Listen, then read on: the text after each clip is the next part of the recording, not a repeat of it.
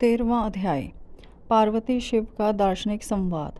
भगवान शंकर के वचन सुनकर पार्वती जी बोली, योगी राज, आपने जो कुछ भी मेरे पिता श्री गिरिराज हिमालय से कहा उसका उत्तर मैं देती हूँ। अंतर्यामी, आपने महान तप करने का निश्चय किया है। ऐसा करने का निश्चय आपने शक्ति के कारण ही लिया है। सभी कर्मों को करने की यह शक्ति ही प्रकृति है। प्रकृति ही सबकी सृष्टि, पालन और संहार करती है। प्रभु, आप थोड़ा विचार करें, प्रकृति क्या है और आप कौन हैं? यदि प्रकृति ना हो तो शरीर तथा स्वरूप किस प्रकार हों? आप सदा प्राणियों के लिए वंदनीय और चिंतनीय हैं। यह सब प्रकृति के ही कारण हैं। पार्वती जी के वचनों को सुनकर उत्तम लीला करने वाले भगवान शिव हंसते हुए बोले, मैं अपने कठोर तप द्वारा प्रकृति का नाश कर चुका हूँ। अब मैं तत्व रूप में स्थित हूँ। साधु पुरुषों को प्रकृति का संग्रह नहीं करना चाहिए।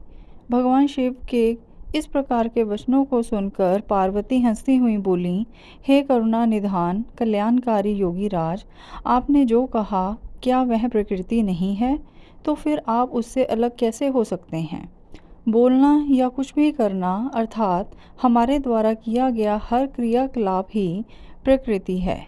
हम सदा ही प्रकृति के ही वश में हैं। यदि आप प्रकृति से अलग हैं तो ना आपको बोलना चाहिए और ना ही कुछ और करना चाहिए, क्योंकि ये कार्य तो प्रकृति के हैं अर्थात प्राकृत हैं। भगवान, आप हंसते, सुनते, खाते, देखते और करते हैं, वह सब भी तो प्रकृति का ही कार्य है। इसलिए व्यर्थ के वाद विवाद से कोई लाभ नहीं है। यदि आप वाकई प्रकृति से अलग हैं तो इस समय यहाँ तपस्या क्यों कर रहे हैं? सच तो यह है कि आप प्रकृति के वश में हैं और इस समय अपने स्वरूप को खोजने के लिए ही तपस्या में लीन रहना चाहते हैं। योगी राज, आप किस प्रकार की बात कर रहे हैं? थोड़ा विचार कर कहें।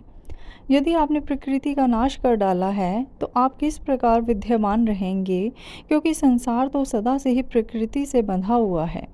क्या आप प्रकृति का यह तत्व नहीं जान रहे हैं कि मैं ही प्रकृति हूँ? आप पुरुष हैं, यह पूर्णतः सच है। मेरे ही कारण आप सगुण और साकार माने जाते हैं। भगवान, आप जितेंद्रिय होने पर भी प्रकृति के अनुसार ही कर्म करते हैं।